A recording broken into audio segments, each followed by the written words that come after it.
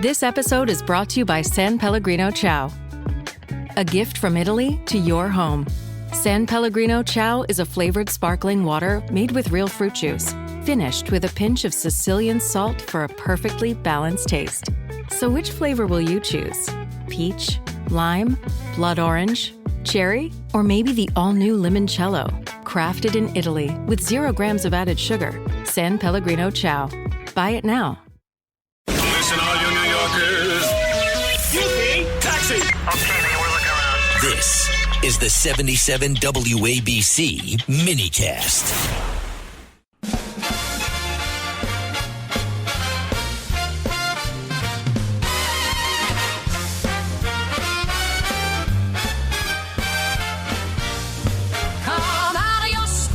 Get set to go with Walter Sterling and his wacky show. Whether it's wrong or right, it's the other side of midnight. He has all the news and other people's weather, dead air and jingles weaving together. Weird phone calls coming every night, but Walter doesn't stop till it's daylight. Walter has stories that are strange to hear. Sometimes they're even funny. He'll stop for the occasional advertisement. That's how he earns his money. He's got Florida stories and strippers on the loose. You know, in China they call a penguin a business goose. That's probably not quite right, but it's the other side of midnight. So get under the covers, it's time. Isn't this to go. embarrassing? Shut out We gotta the play lights, this every turn on the radio.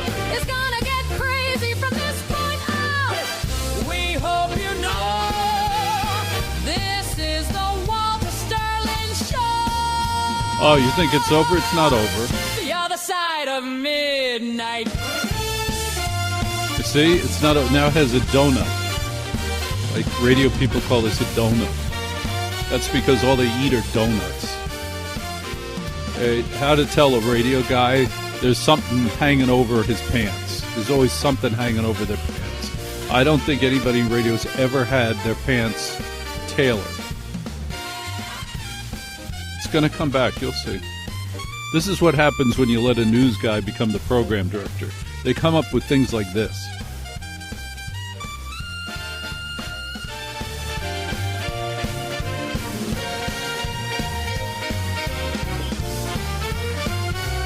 Oh, my goodness. See? Came back. This is the Walter Sterling Show. The other side of midnight. Wyatt Sharpe. Wyatt Sharpe. Welcome to the other side of midnight. Good to be back with you. Thank you so much. Did you hear that music just now? I did. Quite the intro. Were you embarrassed for me? I thought it was great. I thought it was very cool. Now, you have a podcast, right? And you're on YouTube? Yes, sir. What's the name of your YouTube channel? The Sharpe Exchange. Sharpe with an E on the end. If our orchestra made a jingle for you, would you play it? Of course. Totally. Yes. All right. We're going to make a jingle for you so that they don't make any more for me. Okay. I want to distract them and funnel their vast talents to you. And then you will learn how to integrate management dictates into your show at an early age.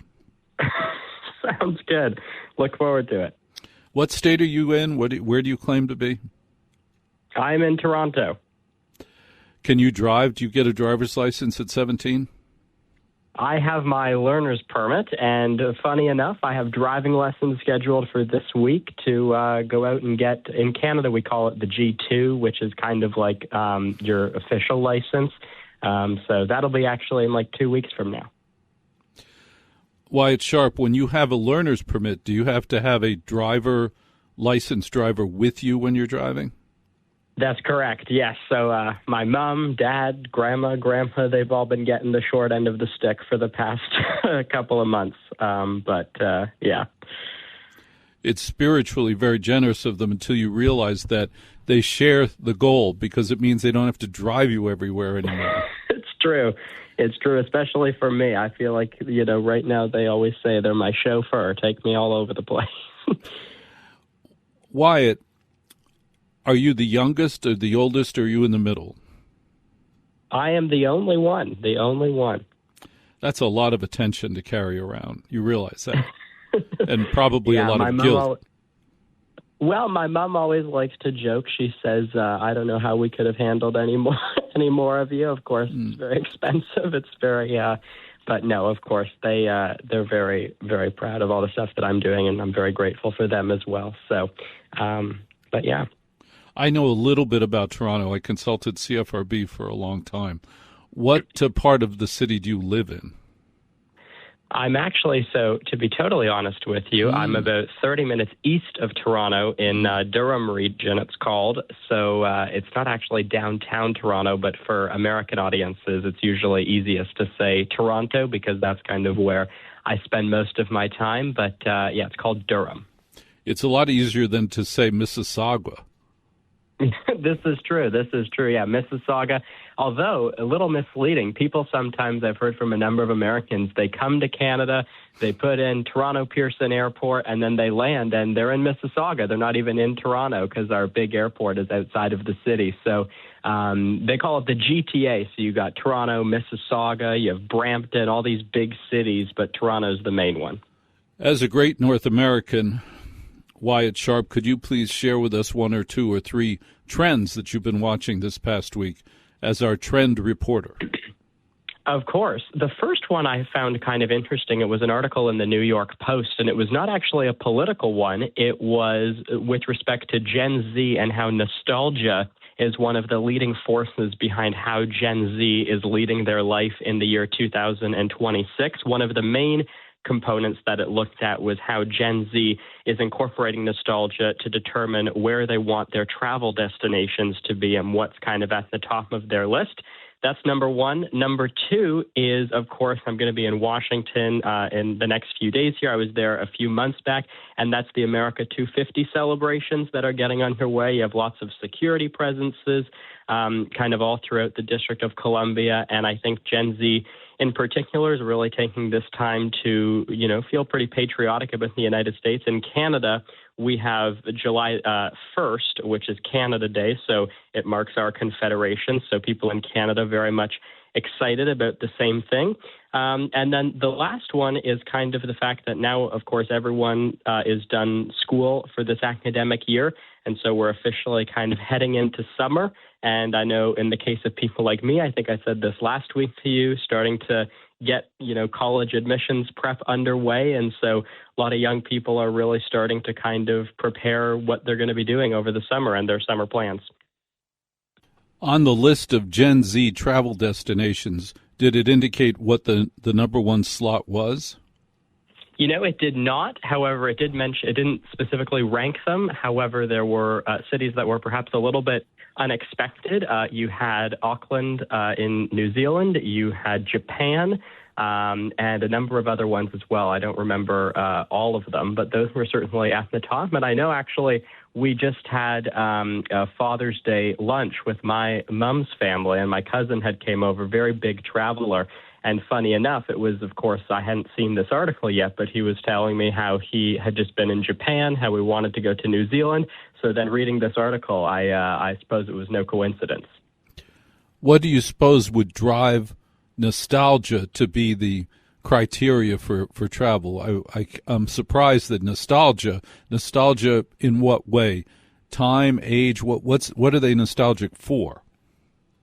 Yeah, I think in particular it's time. I think right now amongst people in my generation, one of the biggest things that will happen is they'll watch movies or they'll watch television programs and such, and they'll see what things used to be like and compare that to how things are for them right now. They'll look to how cities are portrayed in historical interpretations versus what the reality is now. And oftentimes, they don't really match up in terms of cities that are here in North America. So I think a lot of young people who are looking to go to these kind of places that are overseas, different European cities and such as well, they are much more in line with some of the, historical interpretations of them. To, some extent, they do a better job at preserving history than at least Canada does, and I'm sure in some ways the U.S. I actually last year went to Europe myself. I went to Belgium and I went to France and the Czech Republic and a number of countries And when I was there, I was really just fascinated by the ability that they have to kind of preserve history there. I went to see a concentration camp, obviously very heavy stuff, but I think young people, from a nostalgia perspective, obviously not connecting that necessarily, but, they'll watch different, again, portrayals of how these places are perceived. And I think the European cities in particular, and some of the ones that were at the top of that list, they seem to match the portrayals of kind of what these cities are like from 20, even 30 years ago, much better than some of the North American places do. Not to go too far into it, but I view the real value of a visit to the concentration camps is any questions anybody might have about the need for Israel or any wiggle of a thought about anti-Semitism evaporates immediately upon visiting a concentration camp. Did you find that? I did. I also think it's very interesting to hear people's perspectives and people's opinions here in North America. Their perspectives are often driven by what they see on social media or what they see online, and they have not experienced anything remotely close to stepping foot into these places. And so I kind of had a preconceived notion of what it was going to be like from studying the reality of what it was like for so many Jewish people who, of course, were put through this kind of tragedy, this misery. But nothing compares to stepping foot onto the ground of there and, walking up towards the pathway that the Jewish people would have taken themselves. And it really did help put a lot of things into perspective. And frankly, I wish that more people had the opportunity to go and kind of historical sites throughout much of Europe, because it really just kind of puts things into perspective. And for me, it made me feel very, very grateful to be living in North America in this time where we don't have to worry about many of those things that, different minority groups from history had to be concerned with. Wyatt Sharpe has a very successful YouTube channel. He's sharing with us trends today. I'm amazed to hear that a trend among Gen Z is nostalgia travel. Any other trends we need to know about tonight, Wyatt? I think just to kind of add to one of the ones that I mentioned, I think this was last week, and that is, of course, we're on the verge of the midterm elections coming up in November. And we're really starting to see Gen Z getting involved in campaigns, but in different ways. Historically, even to kind of give you a New York example, when Zohar Mamdani ran, there was this notion that he won the mayoral race because he was on social media. He was resonating with young people. But I think what we're starting to see in the different midterm elections throughout the country is that a lot of what young people care about are actually less about that. I think Zohar Mamdani might have won in spite of some of that performative social media stuff. And more so, what we're seeing across the country now is young people caring much more about outcomes as opposed to the performative optics that they're seeing from candidates who are trying so hard to relate to young people without doing what young people actually want, and that is just key substance-based policy on the issues that are Give me impacting an example. them. And Give me an example. Well, I mean, that's affordability, that's housing, young people feeling as if they're never going to be able to pay off student loan debts. What they want from politicians are plans and policies to address those issues, not social media TikTok videos that they see of a politician doing a TikTok dance that's supposed to make them feel related to. Yeah. But I think But more always, and more what we're seeing is that's not the case. Wyatt Sharpe, yeah, whenever a politician does a TikTok video dance, they always look like complete a-holes. It's the dumbest thing they could do. True. What's the name of your YouTube channel again? The Sharpe Exchange. The Sharpe Exchange, Wyatt Sharpe.